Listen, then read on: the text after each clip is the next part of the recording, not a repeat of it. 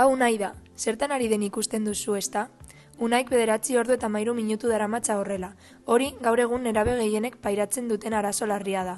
21. mendeko adikzio berria, sare sozialak. Zer gertatzen ari da orain Unairen burmuinean, horri erantzuna emateko gu gaude, zuen konfiantzazko erizainak. June, Nagore, Irati, Alasne eta Paula. Mekanismoak ulertzeko, goazen aipatzera nerbio sistemaren oinarri fisiologiko orokor batzuk. Nerbio sistemak gorputzaren funtzioak koordinatu eta kontrolatzeaz arduratzen da. Bere osagai nagusiak neuronak eta glia zelulak dira.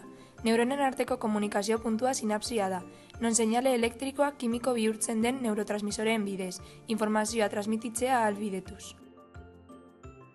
Baina, ze mekanismo erabiltzen ditu gure burmuinak adikzioa eragiteko? Sari zirkuitoa plazerra eta motivazioa regulatzen dituen garuneko sistema da. Biziraupenerako funtsezko ekintzek, jatea, edatea, harreman sexualak, sari zirkuito hau aktibatzen dute. Horrek, dopamina askatzen du, plazerra eraginez eta errepikatzeko joera indartuz. Askapen hau hurrengo bi faktoren eraginpean aztertuko dugu, sustantzia psikoaktiboak eta sare sozialak. Psikoaktiboek, drogen kasuan adibidez, sare zirkuitoa artifizialki aktibatu dezakete, dopaminan askapena handituz eta menpekotasuna eraginez. Garunean, dopaminaren askapena regulatzeko GABA neurotransmisoreak erabiltzen dira, zeinek dopaminaren inhibizioa eragiten duten. Baldintza normaletan kirola egitea edo lagunekin egotea estimulu erakargarri bat jasotzean neurona batek GABA jariatzen du, eta hau hurrengo neurona hartzailetara lotuko da. Honek, zirkuitoa kontrolatzen du neurona dopaminergikoek dopaminaren jareaketa murriztea eraginez. Horrela, neurona dopaminergikoak dopamina maila normalak jariatuko ditu, plazer neuronen hiperestimulazioa ekiditu. Beraz, az gaitezen gure benetako protagonisten inguruan sakontzen, sare sozialak. Hauek ere, modu artifizialean aktibatu dezakete gure sare zirkuitoa. Algoritmoek diseinatutako eduki erakargarriak, iruzkinak, bideo laburrak eta biziak dopaminaren eskapena sustatzen dute.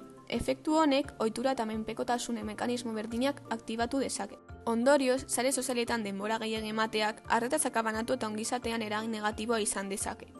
Horrek aldi berean gure sistema limbikoaren aktibazioa sustatu dezake. Sistema horrek plazerra edo saria sortzen duten jokabideak indartzen ditu, eta portaera horiek errepikatzea errazten du. Izan ere, emozioak, memoria eta motivazioa erregulatzeaz arduratzen da. Zein da garunean ematen den prozesua? Sare sozialak erabiltzen ditugunean gure burmuinaren hainbat zonalde aktibatzen dira. Alde batetik, kortex prefrontala estimulua kontziente bihurtzen du. Bestaldetik, amigdala estimuluari zentzu emozionala ematen dio. Burmuinaren zonalde hauek aktibatzean, VTA-ra seinaleak bidaltzen dituzte dopamina askatzeko. Estimulo honek burmuineko VTA martxan jartzen du sari zirkuitoa aktibatuz. Tegmental ventral eremua mesentzefaloaren erdiko lerrotik gertu dagoen neurona multzoa da. Hain zuzen ere, VTA-ren neurona dopaminergikoak aktibatu egiten dira eta dopamina garuneko beste eremu batzuetara bidaltzen hasten dira. Ostean, dopaminak akumez nukleoraino bidaiatzen du, motivazioa eta plazerra erregulatzen dituen estriatu ventraleko egituraraino. Dopamina jasotzen duenean neuronak despolarizatu egiten dira eta kitzikapen seinaleen transmisioa areagotzen dute. Dopaminak gune sinaptikora askatzen dira eta neurona postsinaptikoko dopamina hartzailetara lotzen da. Bi motakoak izan daitezkenak. Alde batetik D1 plazer sentsazioa areagotzen dutenak eta bestetik D2 gainestimulazioa saihesten dutenak.